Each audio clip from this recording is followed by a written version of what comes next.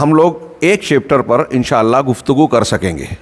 صاحب کتاب نے اپنے مقدمے میں مسلمانوں کی حالت زار کا تذکرہ کرتے ہوئے، جیسا کہ میں نے رات میں بیان کیا تھا، یہ بیان کیا کہ جو چیزیں قرآن و حدیث میں کہی گئی ہیں کہ مسلمانوں کو یہ اختیار کرنا چاہیے، اتحاد و اتفاق ہونا چاہیے، مل کر اللہ کی رسی کو مضبوطی سے پکڑنا چاہیے، اس کے بالکل برعکس معاملہ ہے۔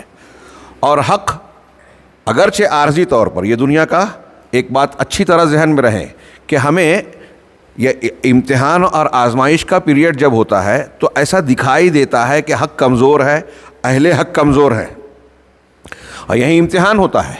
حضرت موسیٰ علیہ السلام اور بنی اسرائیل انتہائی کمزور تھے، فرعون اور آل فرعون بہت مضبوط تھے دنیاوی اعتبار سے۔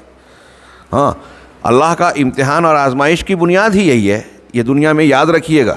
آج کل بہت سارے نوجوان یہ بھی سوچتے ہیں کہ اگر ہم اہل حق ہیں، مسلمان سچے ہیں، اچھے ہیں، تو یہ اتنے دبے ہوئے اور لوگوں کے ماتحت دباؤ میں کیوں ہیں؟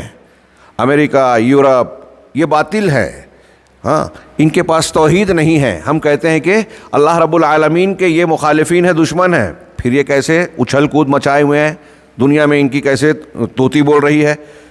اس قسم کی باتوں سے ہمارا نوجوان جو علم نہیں رکھتا اور اللہ رب العالمین کے مختلف حکمتوں کی جانکاری جو قرآن و حدیث میں بیان کی گئی ہیں اس پر بھی نظر نہیں رکھتا، دھوکہ کھا جاتا ہے۔ کہہ رہے وہ باطل ہو کے اتنا کیسے دندنا رہے ہیں، مسجد توڑ دی، مسلمانوں کا قتل عام کیا اور ایسا کیا ویسا کیا، پھر بھی ایسے ہیں۔ یہ اللہ رب العالمین کی آزمائش ہے، امتحان ہے۔ نبی کریم صلی اللہ علیہ وسلم اور آپ کے صحابہ 313 ہیں، بدر میں فتح پاتے ہیں، احد میں جو ہے نقصان پہنچ جاتا ہے، شکست پورے طریقے سے نہیں ہوئی لیکن فتح بھی نہیں ہو سکی۔ کیوں؟ آپ قرآن مجید میں سورہ آل عمران میں پڑھیے کہ اللہ تبارک و تعالیٰ نے غزوہ احد کے سلسلے میں جو تبصرے کیے، آپ کو سمجھ میں آئے گا کہ اس میں کیا کیا حکمتیں ہیں کہ صحیح غلط کھرا کھوٹا الگ ہو جائے۔ جب پریشانی مصیبت آتی ہے تو جو منافق ہوتے ہیں وہ سچے اور خالص مسلمانوں سے الگ ہو جاتے ہیں، آزمائش کی گھڑی میں وہ ساتھ چھوڑ دیتے ہیں، یہ ایک فائدہ ہے اس کا، اور ایسے اور بھی کئی فوائد ہیں۔ تو یہ بات ذہن نشین رہے کہ اہل حق کے لیے عارضی طور سے دباؤ یا کمزوری کا معاملہ ہوتا ہے۔ اگر تھوڑی دیر کے لیے سوچئے کہ جو اہل باطل ہیں، فرعون، ابو جہل، ان لوگوں کا گروہ جو ہے اگر پہلے ہی کمزور ہوتا، انبیاء کرام کو طاقت ملتی، بادشاہت، اقتدار، قوت ہوتی، تو سارے کے سارے لوگ مسلمان پہلے ہی مرحلے میں ہو جاتے حلے میں کہ طاقت ادھر ادھر جھک جاؤ۔ امتحان تو تبھی ہے نا کہ باطل کی طرف طاقت ہے، چمک ہے، کھچاؤ ہے، اور حق کی طرف یہ چیزیں نظر نہیں آتی۔ تو اگر آدمی پکا اور سچا ہے تو چمک دمک کو چھوڑ کر حق کا ساتھ دیتا ہے، یہ اس بات کا ثبوت ہے کہ وہ سچائی کا ساتھ دینے والا ہے، چاہے کسی بھی قیمت پر، اور اللہ رب العالمین سے محبت کرنے والا ہے، اللہ کے لیے ساری دنیا سے ٹکرا جانے کا حوصلہ رکھتا ہے۔ توحید تو یہ ہے کہ خدا حشر میں کہہ دے یہ بندہ دو عالم سے خفا میرے لیے ہے، یہ اہم بات ہے۔ تو یہ بات دماغ میں رہے، ہمارے کچھ نوجوان مسلمانوں کی کمزوریاں یا پریشانیاں دیکھ کر گھبرا جاتے ہیں اور اس بات کو دلیل بنا لیتے ہیں کہ یہ اہل حق نہیں ہے، ایسا سمجھتے ہیں، اور باطل پرست اس کو یہ گویا شو کرتا ہے، یہ احساس دلاتا ہے نوجوانوں کو کہ اگر یہ حق ہوتے تو ایسا کیسے ہوتا۔ ایک پہلو اس کی وجہ شیخ نے کہا کہ ہمارا نبی کریم صلی اللہ علیہ وسلم اور آپ کے بتائے ہوئے طریقے سے دوری ہے۔ یہاں کہا کہ ان تمام صورتحال کے اسباب اگر ہم تلاش کریں تو ایک جملے میں یہ ہے کہ نبی کریم صلی اللہ علیہ وسلم جو ہماری امت کے سلسلے میں رؤوف و رحیم تھے، قرآن نے کہا لقد جاءکم رسول من انفسکم عزیز علیہ ما عنتم حریص علیکم بالمؤمنین رؤوف الرحیم، تمہارے پاس تمہارے ہی درمیان سے بیچ سے ایک تمہارا رسول آیا، تم کو کوئی تکلیف پہنچے یہ ان پر بہت شاق ہے، مسلمانوں کو ہر تکلیف سے بچانے کی کوشش میں لگے ہوئے ہیں، ہاں، حریص علیکم تمہارا بھلا چاہتے ہیں، حریص ہے تم پر، ہاں، بالمؤمنین رؤوف الرحیم مومنوں کے ساتھ بڑے مہربان، بڑے شفیق، رحمت اور مہربانی والے ہیں۔ ایسے رسول نے جو ہمارے اور آپ کے بارے میں، امت کے بارے میں جو وصیت کی ہے، ہاں، اس کو ہم نے فراموش کر دیا۔ شیخ کہہ رہے ہیں کیا وصیت کی تھی؟ آپ نے وصیت کی تھی کہ جب فتنے آئیں گے، اختلافات ہوں گے تو کیا کرنا؟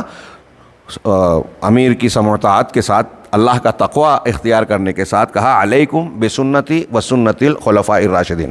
جب اختلاف ہوگا تو کیا کرنا؟ میری سنت کو لازم پکڑنا اور میرے خلفاء راشدین جو ہدایت یافتہ ہوں گے ان کی ہدایت کو، ان کے طریقے کو جو ہے اپنی دانتوں سے، نواجز جو پکڑنے والا دانت ہوتا ہے، ناجزہ، اس سے اچھی طرح دبا کے پکڑنا.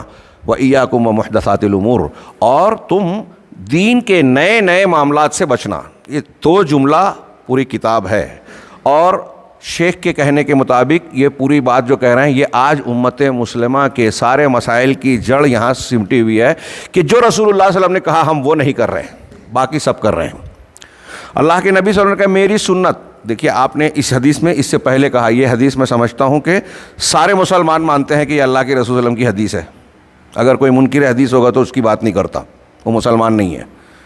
تو اختلاف ہوگا، اللہ کے نبی صلی اللہ علیہ وسلم نے بتایا. دوسری حدیثوں میں بتایا کہ میری امت کے 73 فرقے ہوں گے، سب جہنم میں جائیں گے سوائے ایک کے. وہاں بتایا وہ جو میرے اور میرے صحابہ کے طریقے پہ ہوں گے. یہاں کہا سنت اور خلفائے راشدین، میری سنت اور خلفائے راشدین کی، مطلب وہی اللہ کے رسول کا طریقہ، صحابہ کا طریقہ، آپ کا منہج اور صحابہ کا منہج. ایک دم سمپل بات ہے. دنیا کی لوگ آج باتیں کرتے ہیں، ہمارے یہاں عوام کو جب ہم حق کا راستہ بتاتے ہیں تو کہتے ہیں کہ کیا اتنے علماء کو نہیں سمجھا، ہمارے باپ دادا کو نہیں سمجھا، قرآن حدیث میں تو اتنا اختلاف ہے، ہماری سمجھ میں نہیں آتا، جس عالم کی تقریر سنو لگتا ہے کہ وہی صحیح ہے.